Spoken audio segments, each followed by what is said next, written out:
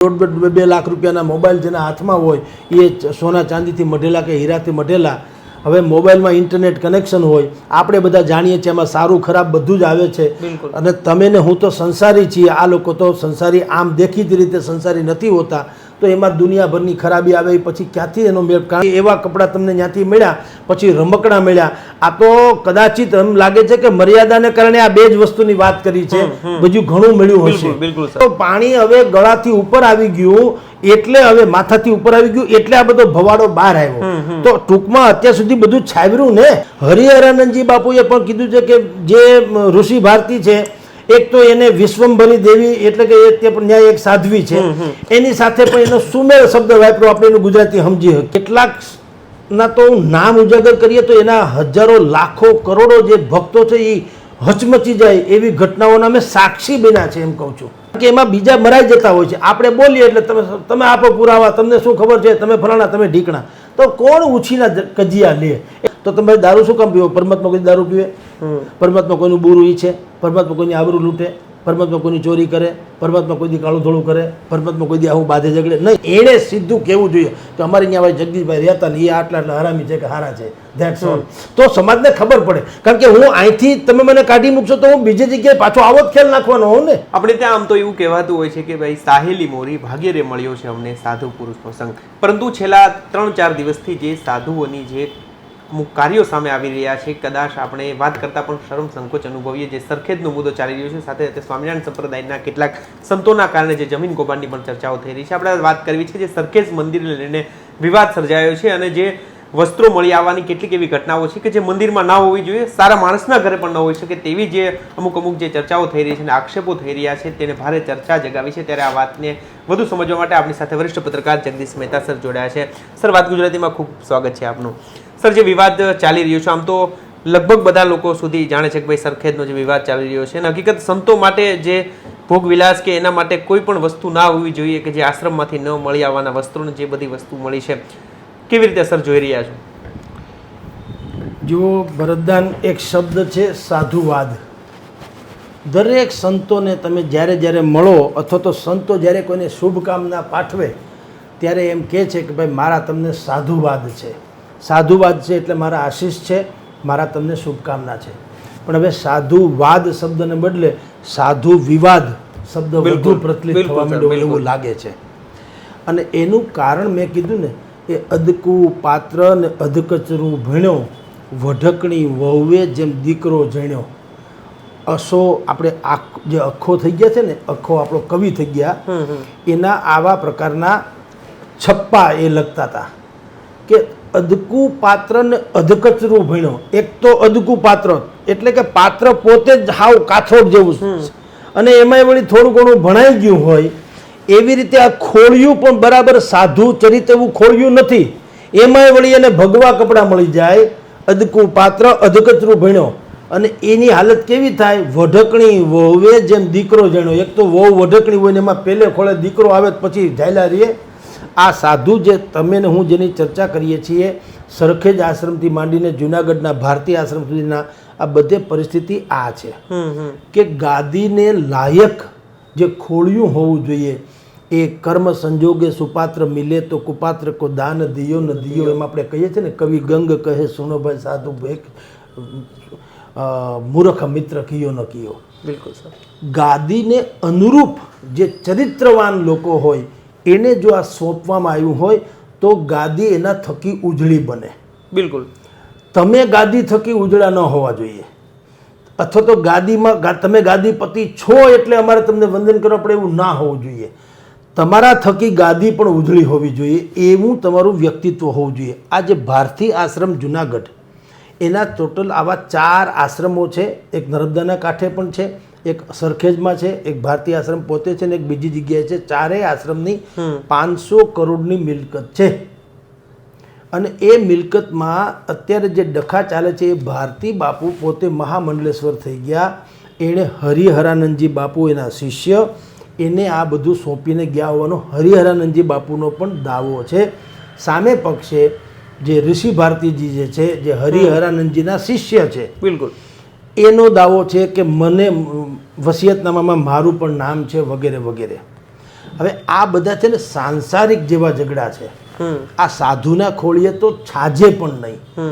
ખરેખર આવો વિવાદ થયો હોય તો જે સંતના ખોળીએ જીવ હોય એણે શું કહેવું જોઈએ કે ભલા માણસ છોડો યાર, આ બધુંય તમે લઈ જાઓ, ક્યાં ફરક પડતા હે. બિલકુલ. જો આનંદ સંત ફકીરે કરે એસો આનંદ નહીં અમીરી में, દુઃખ સુખ में સમતા સાથ રહે. એને કોઈ ફેર ન પડવો જોઈએ. ગંગા સતીએ કીધું કે દુઃખ અને સુખની આવે નહીં જેને હેટકી, જેને આઠે પ્રહર આનંદ. તમે જ્યાં રાખો ત્યાં એ આનંદમાં હોવા જોઈએ. ભાવનગરના ચિત્રા પંથકમાં મસ્તરામ બાપુ હતા, રોડના કાંઠે જે તે સમય, હવે એની જગ્યા થઈ ગઈ. અઠે દ્વારકા શબ્દ આપણે જે કહીએ છીએ ને, બાપુની ન્યા બેઠા હતા, બાપુ ન્યા રહેતા. આવી રીતે એની જે મુદ્રા હતી, કોણી ઉપર માથું ઢાળીને આખે આખા આડે પડખે બાપુ બેઠા રહેતા. આજે ત્યાં મંદિર જેવી વ્યવસ્થા થઈ ચૂકી છે. એને કહેવાય અઠે દ્વારકા, કારણ કે એનું ખોળિયું આટલું પવિત્ર હતું. એણે કોઈ દાવો કરવો ન પડે કે આ જમીન મારી છે. લોકોએ એમ કહેવું પડે કે આ જમીન બાપુ તમે રાખો ને, તમારી અહીં સમાધિ થાય તો, અથવા તો તમારું અહીંયા મંદિર થાય તો લોકો પૂજે, એવું લોકોને થાય. એટલે વાત સાહેબ એવી છે કે આ પાત્રતા વગરની જે કાંઈ પણ સિદ્ધિ મળે છે ને, એને કારણે આ દૂધ ઉભરાઈ જાય છે. અને એને કારણે નુકસાન આમાં કોઈને ન ભારતી બાપુના શિષ્યને નુકસાન છે, ને હરિહરાનંદજી બાપુના એને નુકસાન, કારણ કે એને તો થાય તોય આર્થિક નુકસાન થાય એમ છે, બેમાંથી એક ગમે તેને. પણ સૌથી મોટું નુકસાન તો આપણી શ્રદ્ધાને થાય છે ને આપણા સનાતન ધર્મને થાય છે. કે લોકો જે બીજા લોકો છે, જે આપણામાંથી કરતાં પણ વિધર્મીઓ છે, અથવા તો વિશ્વભરમાં જે લોકો આપણને કહે છે કે હિન્દુ ધર્મ જે છે એટલા બધા ફાંટા જે છે અને એટલા બધા લોકો દંભી છે, તો આપણે એના પુરાવા આપીએ છીએ કે હા અમે છીએ. અન્યથા તો એણે કહેવું જોઈએ, અત્યારે ઋષિ ભારતીએ પણ કહેવું જોઈએ કે હરિહરાનંદજી બાપુ મારા ગુરુ સમાન છે અને મારે કોઈ વસ્તુ જોતી નથી. હું તો જ્યાં બેસી સંતોષ, જો મારું જીવન છે ઉત્તમ હશે તો હું બીજા આશ્રમ પેદા કરીશ. થઈ શકે. અને જરૂરી શું છે આશ્રમની તમારે તો, જ્યારે કે તમે બધું જ મોહ માયા ત્યાગી દીધી છે.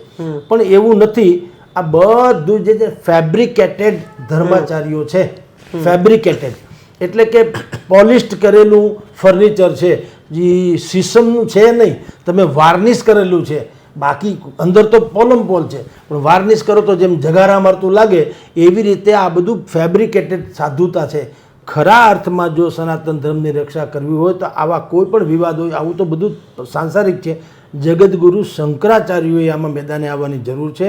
ધર્મનો ઠેકો અથવા તો ધર્મનો સાચો જે કંઈ માર્ગ એ તો શંકરાચાર્યો બતાવી શકે. આ બાકી બધા તમે હું જેની ચર્ચા કરીએ છીએ એ તો વ્યાપારી દ્રષ્ટિકોણ જેવી ઘટના છે. જી સર, સવાલ એ થઈ રહ્યો છે કે જે જગ્યા છે, જે આશ્રમ છે, જે મંદિર છે, ત્યાં લાખો લોકો જતા હોય, પોતાની શ્રદ્ધા લઈને જતા હોય, પોતાની આસ્થા લઈને જતા હોય. એ જ જગ્યા પરથી જે વસ્તુ ના મળવી જોઈએ એવા વસ્ત્રો મળી આવવા, કેટલાક રમકડા મળી આવવા, આ બધી વસ્તુના વિડીયો પણ સામે આવે છે, તમે પણ કદાચ જોયા હશે. આ બધી વસ્તુને એક આશ્રમમાં હોવું એ કેટલું યોગ્ય છે, તમે કેવી રીતે જોઈ રહ્યા છો એને? જુઓ, દરેક ધર્મની પોતીકી એક મર્યાદા સંહિતા તો હોય છે. જેમ કે સ્વામિનારાયણ સંપ્રદાયમાં જે શિક્ષાપત્રી છે, ભગવાન સહજાનંદ સ્વામીએ આટલા નોર્મ્સ એમાં આપ્યા છે શિક્ષાપત્રીમાં, કે જે દીક્ષા લે એ સાધુએ આટલી વસ્તુ પાળવી, અને એમાં જેમ પર સ્ત્રીને નજર સુદ્ધા ન કરવી, લક્ષ્મી એટલે કે પૈસો એને હાથ સુદ્ધા ન લગાડવો, અને વૈભવી કહી શકાય જે બિન આવશ્યક એવી વૈભવી ચીજ વસ્તુઓનો પણ પરિત્યાગ કરવો, એ શિક્ષાપત્રીમાં લખેલું છે. હવે જો શિક્ષાપત્રી ન પાળે, એ તમારા મારા કોઈ નિયમ પાળતા હશે જિંદગીમાં, કારણ કે શિક્ષાપત્રી એટલે એના જ સૌથી મોટા સહજાનંદ ભગવાન, એણે જો કીધું નતા ન પણ 1.5-2 લાખ રૂપિયાના મોબાઈલ જેના હાથમાં હોય એ સોના ચાંદીથી મઢેલા કે હીરાથી મઢેલા. હવે મોબાઈલમાં ઇન્ટરનેટ કનેક્શન હોય, આપણે બધા જાણીએ છીએ એમાં સારું ખરાબ બધું જ આવે છે. અને તમે ને હું તો સંસારી છીએ, આ લોકો તો સંસારી આમ દેખીતી રીતે સંસારી નથી હોતા, તો એમાં દુનિયાભરની ખરાબી આવે પછી ક્યાંથી એનો મેળ? કારણ કે તમારું જીવન તપસ્વી તો છે નહીં, તમારું જીવન તો ભોગી છે. કારણ કે તમે જે આરોગો છો, ભોજન આરોગો છો, એમાંય સત્વહીન. નહીં તો પહેલાં શું હતું, એક જમાનામાં સાધુ કઈ રીતે જમતા હતા, જે રીતે અત્યારે રાજકોટના સ્વામિનારાયણ ગુરુકુલમાં દેવકૃષ્ણ દાસજી સ્વામી છે, અને ગુરુકુલ છારોડીમાં માધવપ્રિયદાસજી સ્વામી છે. મેં જોયા છે એટલે કહું છું. એક જ પાત્ર લે, એક જ પાત્રમાં દાળ ભાત શાક સંભારો જે હોય તે બધું થોડું બધું નાખી દેવાનું, એટલે તમને કોઈ પ્રકારનો એમાં રસાસ્વાદ ન મળે. ખાલી શરીર ટકાવવા માટે થઈને તમારે જે ખાવાનું જોતું હોય છે એવી રીતે ખાવાનું. તમને રસના ઘોયા ક્યારે થાવ, તમને ખબર પડે કે કેરીનો રસ આવો છે, દાળ આવી છે, શાક આવું છે, સંભારો આવો છે, ખીચડી આવી છે, એવું હોય તો ને. બધું જ ભેગું કરો, દૂધ પાક અને ખીચડી એટલે કઢી ભેગી કરી નાખો શું થાય? આ લોકો એવું કરીને ખાય છે, સાંભળી લો. તો સાધુ ચરિત વ્યક્તિત્વ એવું હોય, એનું જીવન સ્વયં તમારા માટે ને મારા માટે પ્રેરણા હોય. એને બદલે મોબાઈલ એની પાસેથી મળવા, અલ્ટ્રા મોડર્ન કહી શકાય એવા ટીવી સેટ્સ હોય, સોફા સેટ હોય, એના સિંહાસનો હોય, કબાટમાં તમે અત્યારે જેનો જિક્ર કર્યું છે કે કપડાં મળ્યા, બધા અલ્ટ્રા મોડર્ન કપડાં મળ્યા છે કે એ તમે ક્યાંક ફરવા જાઓ તો તમે તો ખર્ચી કે ન લઈ શકીએ એવા કપડાં તમને ત્યાંથી મળ્યા. પછી રમકડા મળ્યા. આ તો કદાચિત એમ લાગે છે કે મર્યાદાને કારણે આ બે જ વસ્તુની વાત કરી છે, બીજું ઘણું મળ્યું હશે. બિલકુલ સર. કારણ કે કોઈને એવું ન હોય, જ્યારે એક વખત માણસ પાટા ઉપરથી નીચે ઉતરી જાય પછી એવું ન હોય કે હું અમુક હદ સુધી જ નીચે ઉતરું, પછી નીચે ઉતરવાની તો કોઈ મર્યાદા હોતી જ નથી. તો મૂળ વાત આપણે કરીએ છીએ આ છે કે સનાતન ધર્મને જે સૌથી મોટો જે ખતરો છે એ આપણે કહીએ છીએ અંધશ્રદ્ધાળુ કે ભક્તો એનો નથી, એને આવા તથાકથિત ધર્માચાર્યો કે તથાકથિત મહામંડલેશ્વરો કે તથાકથિત ધર્મગુરુઓ એનો સૌથી મોટો ખતરો છે.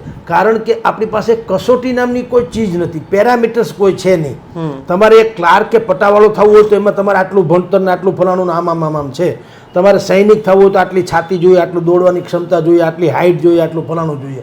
બધામાં કાંઈ ને કાંઈ પેરામીટર્સ છે. પત્રકાર થવું હોય તમે જર્નલિઝમનો કોર્સ કરેલો હોવો જોઈએ, યા તમારો અનુભવ હોવો જોઈએ, ગમે તે કેમેરામેનને એટલી સેન્સ હોવી જોઈએ, વગેરે વગેરે. દુનિયાભરમાં ક્યાંય પેરામીટર્સ વગરની વાત હોતી નથી. એકમાત્ર આપણે ત્યાં આ એક સ્થિતિ છે તથાકથિત સંપ્રદાયોમાં કહું છું. ધર્મ તો જુદી જ ઘટના છે, સંપ્રદાયો જુદી ઘટના છે. આ આશ્રમો આ અને તેને એ બધું સાંપ્રદાયિક વાતો છે. એમાં શું છે, બધાને એમ છે કે અમે છવાઈ જઈએ, અમે વ્યાપી જઈએ. બાકી તો ધારયતિ ઇતિ ધર્મ. ધર્મ તો પાલન કરવાની ચીજ છે, ધર્મ ભાષણની ચીજ જ નથી. તમારું જીવન જ એવું હોય. મહાત્મા ગાંધી કહેતા મારું જીવન એ જ મારું સંદેશ છે. તો એનું, અને એ ન બોલ્યા હોત તો લોકો એના જ ઉદાહરણો આપે છે ને. અત્યારે નથી કહેતા ભાઈ તમે, આપણે વાતમાં કહીએ છીએ કે ભાઈ અમે એમ નથી કહેતા તમે મહાત્મા ગાંધી થઈ જાઓ, પણ તમે થોડા પ્રમાણિક તો રહ્યો. એટલે મહાત્મા ગાંધી એક્સ્ટ્રીમ છે, પ્રમાણિકતાની એક્સ્ટ્રીમ છે, સત્યતાની એક્સ્ટ્રીમ છે, અહિંસાની એક્સ્ટ્રીમ છે. તો એ તમારું જીવન હતું. એણે ભાષણથી નથી કીધું, એણે ક્યારેય આવી રીતે ઓરેટરી સભા બોલાવીને હું આવો છું કીધું જ નથી. એનું જીવન સ્વયં હતું, પ્રેરક હતું. એમ સાધુ સંતોના જીવન તો આવા પ્રેરક હોવા જોઈએ. એ નથી. અને જે રીતે અલ્ટ્રા મોડર્ન સિંહાસનોમાં આળોટી રહ્યા છે, લક્ષ્મીપતિ પણ ન છાજે એટલી હદનો વૈભવમાં આળોટી રહ્યા. જો સાધના અને સિદ્ધિ, સાધના અને આ પ્રકાર એને ક્યારેય મનમેળ હોઈ શકે નહીં. તમારી પાસે સુવિધા હોય તો તમે સાધના ન કરી શકો. એટલે તો અગાઉના જમાનામાં લોકો જંગલમાં વયા જતા હતા. શું કામ? કે એકાંત હોય તો તમારો જાતે તાર લાગે ભગવાન સાથે થઈને. તો હવે એવું તો કંઈ રહ્યું નથી. આપણા કરતાં પણ વધુ વૈભવશાળી જીવન એ લોકો જીવતા હોય, એવું ચટાકેદાર ખાતા હોય, અને રોજે રોજ તમારા છાપામાં ફોટા આવે, ટીવીમાં ઇન્ટરવ્યૂઝ આવે, તમે ડિબેટમાં આવો, પ્રસિદ્ધિની ભૂખ તમને રોજ રોજ ભડકે બાળતી હોય તો તમારો કોઈ ઈલાજ નથી. એટલે હવે તો કસોટી સનાતન ધર્મની જે ચાલી રહી છે એમાં સંતો મહંતો તો જે રવાડે ચડ્યા હોય તે હવે ભક્તોએ જે છે ને પોતાની મર્યાદા નક્કી કરવી પડશે. કારણ કે આફ્ટર ઓલ નુકસાન બધું જે છે એ મારા તમારા જેવા કોમન માણસોને થવાનું છે. એ તો એની રીતે ચરી ખાવાના સંતો મહંતો તો. સર, સીધી રીતે જોઈએ તો આ જે વિવાદ હતો એ સંપત્તિને લઈને હતો, પરંતુ જે વસ્તુઓ સામે આવી છે તો કદાચ એવું બની શકે કે આ જે કંઈ વસ્તુ જો સાચી હોય તો જે આક્ષેપ થયા છે ને વિડીયો આવે છે કદાચ સાચા જ હશે અને ખોટા પણ હોઈ શકે. પરંતુ જો સર એ સાચા હોય તો આ બધી વસ્તુ છે ઘણા સમયથી ચાલતી હોય ને ઘણા લોકોને ખબર હોય ને આ બધું વિવાદ બહાર આવ્યો એટલે જ આ બધું સામે આવ્યું એવું કહી શકાય. દરેક ઘટનામાં આવું બને છે. કોઈ માણસ બગડે છે એટલે આપણે વિવાદે ચડીએ ને એને જે ખરેખર બગાડનારો કોણ છે એને છાવરનારો છે તે. તમે ને હું આપણે ઘરમાં તમે જો કેરી, એક ડાલું કેરી લઈ આવશો, એક પેલી ચાંદી જે પડી હશે ટોપલામાં, તમે ઈ ચાંદી પડેલી કેરીને સૌથી પહેલા સામાન્ય માણસને ખબર પડે કે ભાઈ આમાં ચાંદી પડી ગઈ, એ કેરીને પહેલા બહાર કાઢી, નહીતર આખો ટોપલો બગાડશે. રાઈટ? તો જે સાધુ સંતોને ખબર હોય આ કેસમાં પણ એવું જ છે. હરિહરાનંદજીનો ઋષિ ભારતીનો ઝઘડો 1.5-2 વર્ષનો ચાલે છે. કોરોના કાળમાં ભારતી બાપુનો દેહ વિલય થયો ત્યાર પછી ગાદીના વિવાદ શરૂ થયા તો આજ સુધી એ બધું બંધ બારણે ચાલતું હતું. આ તો પાણી હવે ગળાથી ઉપર આવી ગયું એટલે હવે માથાથી ઉપર આવી ગયું એટલે આ બધો ભવાડો બહાર આવ્યો. તો ટૂંકમાં અત્યાર સુધી બધું છાવ્યું ને, દરેક લોકોએ છાવ્યું. હવે એકબીજા જુઓ કેવા આક્ષેપો કરે છે, હું ને તમે કલ્પી ન શકીએ એવા આક્ષેપો કરે છે. હરિહરાનંદજી બાપુએ પણ કીધું છે કે જે ઋષિ ભારતી છે એક તો એને વિશ્વંભરી દેવી એટલે કે તે પણ ન્યાય એક સાધ્વી છે, એની સાથે પણ એનો સુમેળ શબ્દ વાપરો આપણે એનું ગુજરાતી સમજી શકીએ. વળી જાણકારો એમ કે છે બીજી એક યુવતી કીધી છે એની સાથે પણ બાપુ થોડાક જે છે એના મનમેળ ભૂતકાળમાં આવ્યા હતા. ભારતી બાપુ જ્યારે જીવંત હતા, વિદ્યમાન હતા, ત્યારે એક આવું જ પ્રકરણ ઋષિ ભારતી વચ્ચે વિશે ચમક્યું હતું અને કેટલાક જે શિરમોર પત્રકારો છે જુનાગઢના એને કહીને દબાવી દેવામાં આવ્યું હતું કે ભાઈ આ ઈ તો ઠીક ઋષિ ભારતીનું જે થવું થાય બાકી બધાનું એ, પરંતુ એને કારણે આ ગાદી જે ભારતીય આશ્રમ જે છે જેના પ્રત્યે લોકોને અગાઢ શ્રદ્ધા છે તો એ આશ્રમની ગરિમા ઝંખવાશે. એટલે તમે એમ કે આ પ્રકરણને બહુ નહીં ઉકેલો એવી વિનંતી જે તે સમયે કરવામાં આવી. એટલે પત્રકારોએ પણ એભ જાળવી બાપુની, નહીં તો તે દિવસે આ કૌભાંડ. પણ તે પછીથી પણ જે લોકો જાણકારો છે, ધારો કે બાપુ દેવ થઈ ગયા ભારતી બાપુ, તો પછીથી જે લોકો છે હરિહરાનંદજી બાપુ થી માંડીને જેટલા પણ લોકો ટ્રસ્ટીગણ છે એને જ્યારે ખબર છે કે આ પ્રકારનું આ વ્યક્તિત્વ છે જે હજી કાસ્ટિઝમમાં માને છે, ઋષિ ભારતીની વાત કરું છું કે કાસ્ટિઝમમાં માને છે, હજી કોળી સમાજનો હું અગ્રણી કે કોળી સમાજ મારી ફેવરમાં, ભલા માણસ તમે સાધુના ખોળીએ જીવ છો તો તમારે તો તમામ સમાજ તમારા હોઈ શકે. તમારે કોળી પણ ભલે હોય પરંતુ બીજા તમામ તમારા હોઈ શકે એમ કહું છું. હવે તમને ભીડ પડે ત્યારે તમે કોળી સમાજને યાદ કરો.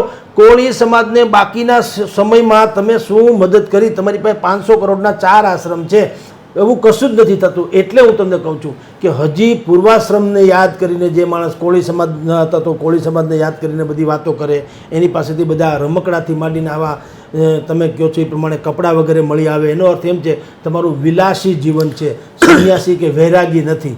તો આ બધું હોવા છતાં હજી તમે જોજો સૌથી વાત કે ત્યાં હજી પાછી ગર્દી નહીં ખૂટે. એ આશ્રમમાં તમે જો કાગડા ઉડવા જોઈએ જ્યારે કે એક વસ્તુ ખબર પડે કે આવું થયું છે, તમારે ત્યાં દૂધ દહીં બગડી જાય છે તો આપણે નાખી દઈએ છીએ. એને બદલે આવું હોવા છતાં ત્યાં હજી એટલી ને એટલી પછી, કારણ કે હવે બધા તથાકથિત ભક્તો પણ કમિટેડ થઈ ગયા છે, એની સાથે એના કઈ હિતો સંકળાયેલા છે એટલે કોઈ અલગ થતું નથી. આ બધો જ માછડો દરેક માણસ બધું સમજે છે. પોતપોતાને વાંધો પડે ત્યારે જ આ ધર્મના નામે બહાર આવીને વાતો કરે છે કે આ ધર્મને અનુરૂપ જીવતા નથી. પણ તમે અત્યાર સુધી એને છાવર્યા શું કામ? એનો અર્થ એમ છે કે તમારા કયામાં રહીએ તો એ કદાચ અધાર્મિક હોત તોય તમને ચાલતું હતું. આ તો હવે તમારે પણ માથા ઉપરથી પાણી નીકળી ગયું, તમને એમ લાગ્યું કે મારો ભાગ પડાવી લે એમ છે એટલે તમે એને આ બધી દુર્ગતિ બધી એની જે છે ઉજાગર કરી. એટલે મૂળ આવા તમામ જગ્યાએ આવું છે. સંપ્રદાયો જેટલા પણ છે, મેં તમને કીધું તમે સ્ટેટના અહીંયા જે ચેરિટી કમિશનર છે એમાં તમે RTI કરો કે સૌરાષ્ટ્રની કેટલી ધાર્મિક જગ્યાના કેવા કેવા પ્રકારના ઝઘડા ચાલી રહ્યા છે. એટલે તમે ડિબેટ કરતા થાકો નહીં અને છાપાઓમાં પાના ભરી ભરી લખો તો કોઈ દી પૂરું થાય નહીં. એટલી હરિ અનંત હરિકથા અનંતા, એની જેમ આ બધા વિવાદ અનંત વિવાદા અનંતા એવું હેલા જ કરે. આટલા બધા વિવાદો ચાલી રહ્યા છે. આને તમારે ને મારે ધર્માચાર્યો કેમ કહેવા, એ પરિસ્થિતિ છે. સર, આ જે કઈ સ્થિતિ ચાલી રહી છે કદાચ બધા સંતો પણ આવા નથી હોતા અને એકના કારણે કદાચ બધાને પેલું કેમ સૂકા પાછળ લીલું પડતું હોય છે, એવી ઘટના બનતી હોય છે. પરંતુ અત્યાર સુધી જે કોઈ આ સંતો છે જેના ઉપર આક્ષેપ લાગ્યા છે, એ જ સંતો છે કે કદાચ લોકો પોતાના બેન દીકરી અને દંડવત પ્રણામ કરતા હશે, એના ઉપર વિશ્વાસ મૂકતા હશે, આંધળો વિશ્વાસ કદાચ મૂકતા હશે. હવે એનો ખ્યાલ આવ્યો છે કે ભાઈ ખોટી જગ્યાએ વિશ્વાસ મૂકાયો. તો આવા લોકોને આમાંથી શું સંદેશ લેવો? કારણ કે આ અત્યાર સુધી ખબર નહોતી પરંતુ હવે ખબર પડી અને હવે એવું જરૂરી પણ નથી કે બીજા આવા નથી કે છે એ પણ, અને ક્યાંક બીજા સારા સંતોને પણ આની આડઅસર થતી હોય છે. જુઓ ભાઈ, આપણે ત્યાં રાજકોટ મહાનગરપાલિકાનું જે ફૂડ ડિપાર્ટમેન્ટ છે ને, એ લોકો શું કરે છે, દરેક દુકાને મીઠાઈથી માંડીને ફરસાણની દુકાને દરોડો પાડે. દરોડો કોઈ દી નિષ્ફળ ગયો નથી. બધું અખાદ્ય એવી બધી ચીજો મળી આવે. મળ્યા પછી 5,000 રૂપિયા 10,000 રૂપિયા દંડ કરે અને વાત થાય પૂરી. 10,000 રૂપિયાનો દંડ થયો એ કોને? બીજે દિવસે જે શ્રીખંડ લેવા આવે એને ખબર પડે કે આને 10 આમાં કાંઈ છે ચાંદો, આમાં કાંઈ સિગ્નેચર છે, અને આને એ તો એને તો ખબર જ નથી.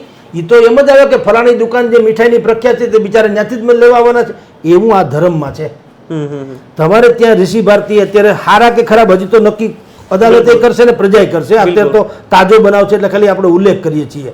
પણ તમે એટલે કે જે કોઈ ધર્માચર્યમાં આવું થાય છે, સ્વામિનારાયણ વડતાલ ગાદીમાં અત્યારે બે જાણો છો 4-5 સાધુનું હમણાં આવ્યું જમીનના કૌભાંડ કે બધાને કરોડો રૂપિયામાં એને સત્યાનાશ કરી નાખ્યો. તો તમે એવું એક બોર્ડ શું કામ ન રાખવું જોઈએ? હું તો કહું ભારતીય આશ્રમની બહાર એક મોટું નોટિસ બોર્ડ હોવું જોઈએ દરેક આશ્રમની, ભારતીય છોડો દરેક આશ્રમ કે ધાર્મિક જગ્યાએ, કે અમારે ત્યાં બોર્ડમાં પબ્લિકને માટે, પબ્લિકને પહેલા કહ્યું પેલા આ વાંચીને પછી અંદર આવજો, એટલે તમે બીજેથી માણસને કે છેતરાવ નહીં કે અમારે ત્યાં ફલાણા નામે આવું અત્યારે પ્રકરણ થઈ ગયું છે, અમે કાઢી મૂક્યા છે કે રાખ્યા છે કે જે કાંઈ છે તે, એટલે આટલું વસ્તુ આ છે ને બાકી તમે હવે વેલકમ. તો લોકોને ખબર પડે કે આની સાથે કનેક્ટેડ છે. હવે એવું તો કાંઈ છે નહીં. બિલકુલ આ વિવાદ જે તમારા મારા જીવનને ખબર છે તો આપણે 2-5 દિવસ ગાજશું અને 2-5 દિવસ પછી બીજું કંઈક આવશે તો આ ભૂલી જશું. તો જે નવીન જે આવે છે, નવી પેઢી આવે છે, એને તો એમ જ ઓહો ધાર્મિક જગ્યા છે એટલે એ તો વંદન કરીને આવવાની અને એના માટે થઈને પાછું આવું પ્રકરણ થવાનું. એટલે સાહેબ એવું છે કે ક્યાંય કરતાં ક્યાંય આપણે વડાપ્રધાનથી માંડીને બધાને મળવા જાય ને તો એની જે સિક્યુરિટી હોય છે ને કે ત્યાં મેટલ ડિટેક્ટર હોય કે તમારી પાસે કાંઈ કાળું થોડું છે તો ખબર પડે, પીપ પીપ પીપ અવાજ આવે. એમ તમામ ધાર્મિક જગ્યાઓ છે જ્યાં એક પ્રકારનું આવું નૈતિક ડિટેક્શન કરે ને એવી વ્યવસ્થા હોય છે ને એણે સીધું કહેવું જોઈએ કે અમારે અહીંયા ભાઈ જગદીશભાઈ રહેતા ને એ આટલા હરામી છે કે હારા છે, ધેટ્સ ઓલ. તો સમાજને ખબર પડે. કારણ કે હું અહીંથી તમે મને કાઢી મૂકશો તો હું બીજી જગ્યાએ પાછો આવો જ ખ્યાલ નાખવાનો હોઉં ને.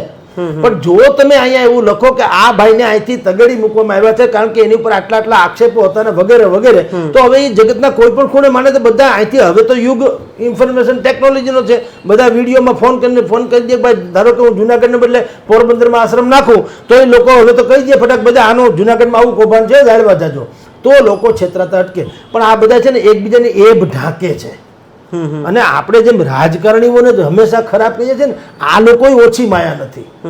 એ પોતે ખાલી ભગવા લુગડા છે ને એને હજારો લાખો અનુયાયીઓ હોય છે એટલે કોઈ સીધી રીતે બોલતા નથી. કારણ કે બોલીએ એટલે બધા આપણી ઉપર તડાપીટ બોલાવે કે તમને બુદ્ધિ નથી, ધર્મ જગ્યા બધા હરકા. ભાઈ બધાનું ક્યાં અમે કહીએ છીએ? આ કાણ કોની માંડી? આજે ગધેડે ચડ્યા એની, બાકી તો છે જ ને. કંકર એટલા શંકર એવું આપણે ક્યાં નથી માનતા ગિરનારમાં. પણ જેનું કાંઈ ડખો થયો છે તો ગંગા પવિત્ર છે તો એના ગંદકીને થોડી પવિત્ર માની લેવાય. એ જે છે એ તો છે.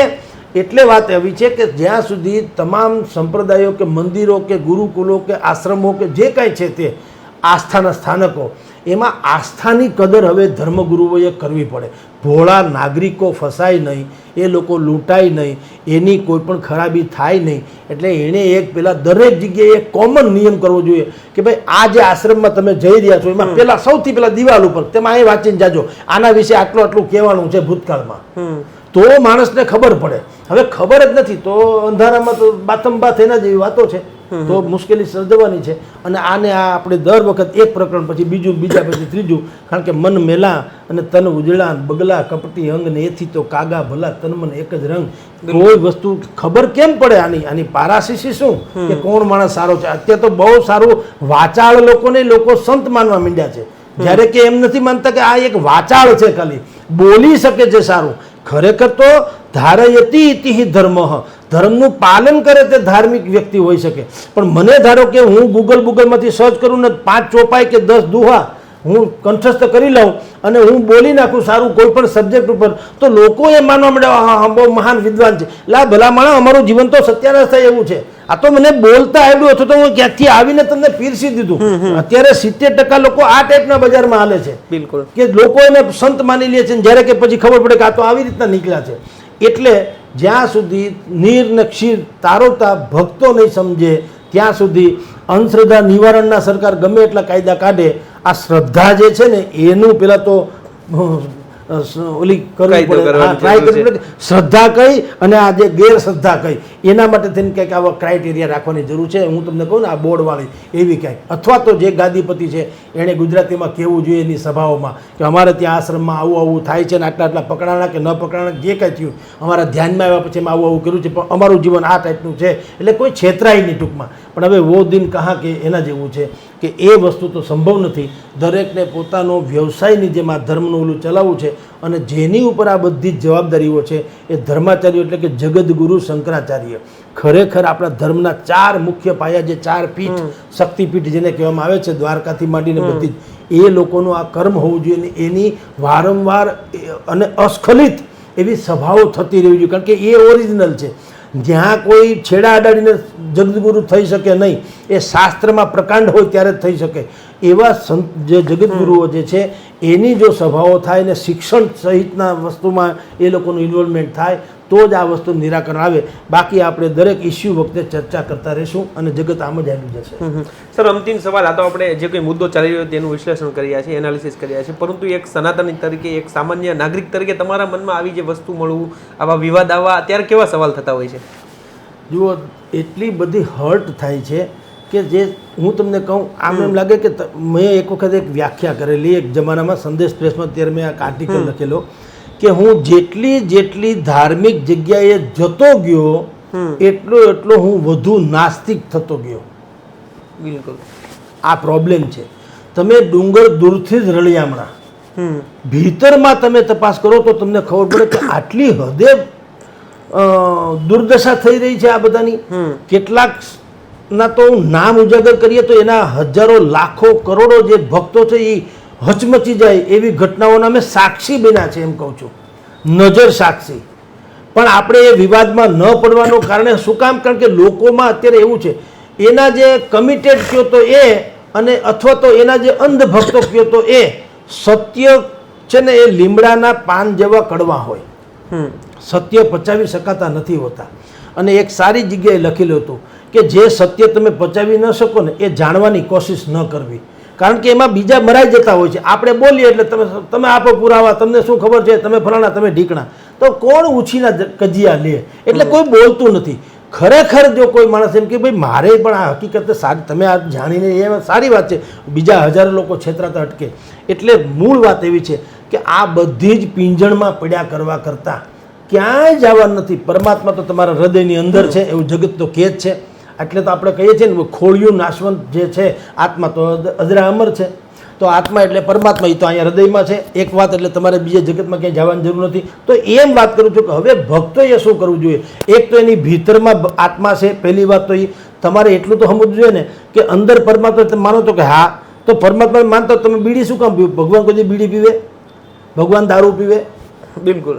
તમે જ્યાંથી જ શરૂ કરો. તમારે ક્યાં ગુરુની જરૂર છે? ગુરુની કે તમે સ્વયં તમારા ગુરુ બનો કે ભાઈ તમે બીડી પીવો તો તમારી ભીતરમાં પહેલાં તો તમે નક્કી કરો તમારી ભીતરમાં આત્મા છે, તમે માનો છો તો દરેક માણસ ડોકું ધૂણાવશે કે હા અમે માનીએ છીએ કે આત્મા તો અહીંયા, પરમાત્મા તો અહીંયા જ છે. આત્મા તો અમે તો શરીર, બાકી પરમાત્મા ના. તો તમે દારૂ શું કામ પીવો? પરમાત્મા કોઈ દારૂ પીવે? પરમાત્મા કોઈનું બુરું ઈચ્છે? પરમાત્મા કોઈની આબરૂ લૂંટે? પરમાત્મા કોઈની ચોરી કરે?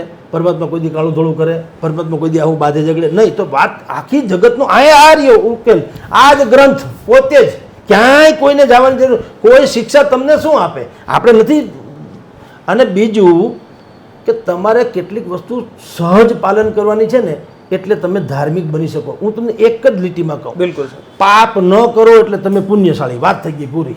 બિલકુલ બિલકુલ. પુણ્યશાળી થવા માટે થઈને માથે રાફડો થાય એટલી તપ કરવાની કાંઈ જરૂર નથી. તમે પાપ ન કરો એટલે પુણ્ય. વાત થઈ ગઈ પૂરી.